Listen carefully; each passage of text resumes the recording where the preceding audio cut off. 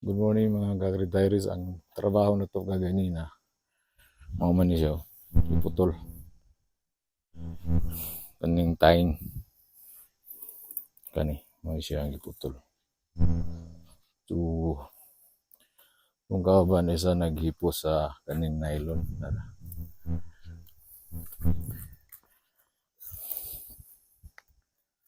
Suman siya giputol ang taing, itangtangan ng nylon, trellis.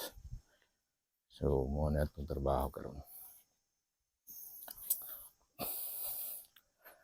Dagko uwi sa siya bunga. Pero maharbisan pa nato. Ito na lang gitangtangan kay ito ni pulihan o lahi na sa cropping.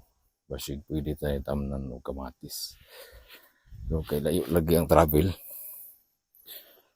Marag cabbage na lang yun or patatas na nga to ang tamnan. Human siya ibton, no? Mo na yung resulta. Ilang itrabaho kagapon.